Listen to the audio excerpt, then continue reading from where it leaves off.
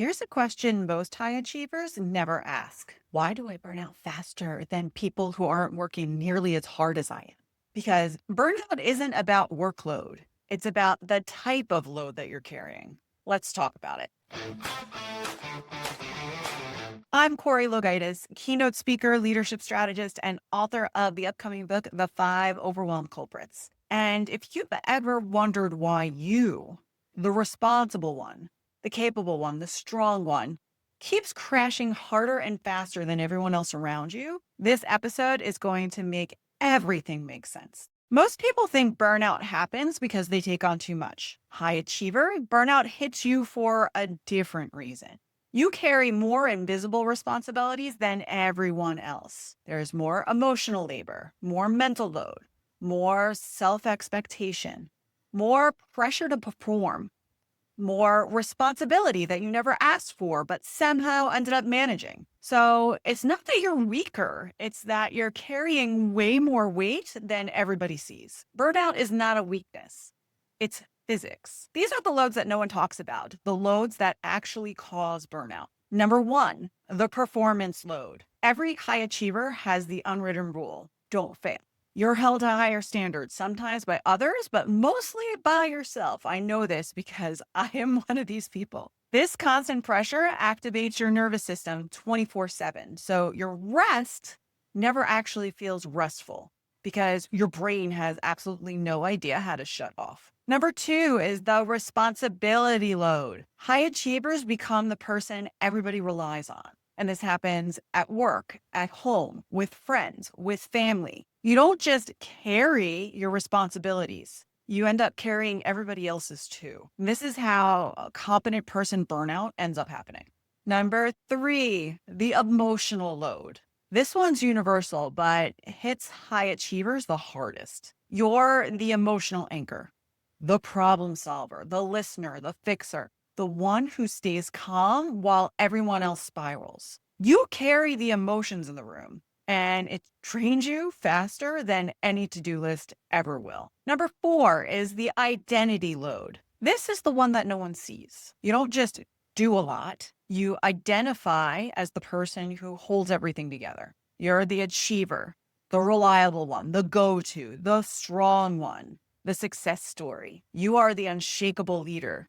And carrying this identity is heavy. And when your identity doesn't allow you to rest, you're going to burn out. Crisis leadership research shows something important. Burnout hits the most competent people first, not because they're fragile, but because they're the ones absorbing the decision-making, the emotional climate, the uncertainty, the pressure, the stabilization work. In every crisis, personal and professional, the highest performers take the biggest hit. Why? Why does this happen? Because everyone subconsciously looks to them for stability, and that's exhausting. High achievers spend more time in sympathetic activation, the fight or flight state, not because they're scared, but because they're constantly on, constantly thinking, constantly planning, constantly fixing, constantly performing, constantly anticipating worst case scenarios. Your nervous system never gets a full rest. So when you finally crash, you crash.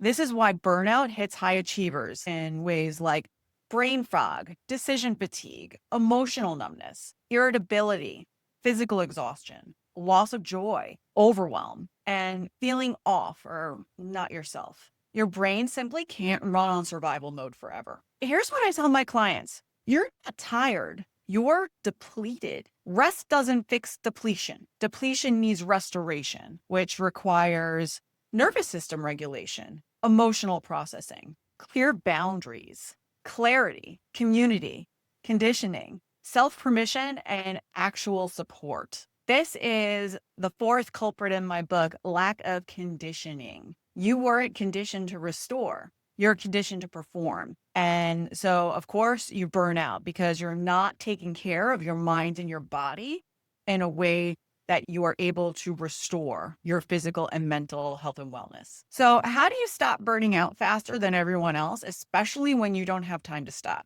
Here's the first steps. Number one is acknowledge the invisible loads that you're carrying. Name them: responsibility, identity, emotion, expectation, Awareness alone is going to help reduce the pressure. Number two is redefine success during high pressure seasons. Your normal output is not sustainable during crisis, and that is okay. Reduce your expectations, not your worth. Number three is allow yourself to receive support. High achievers don't struggle with giving. They struggle with receiving. So start asking for 5% more support, not 100%.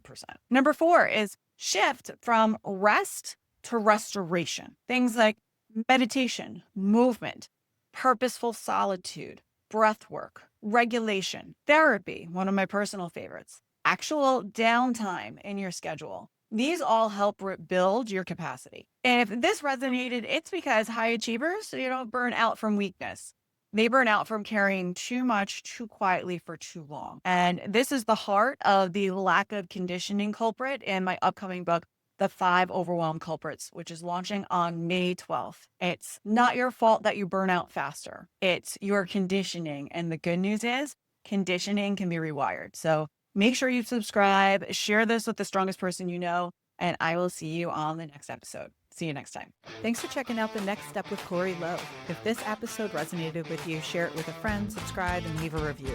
Together, we'll transform overwhelm into action, and we'll keep taking the next step towards confident leadership. See you next time.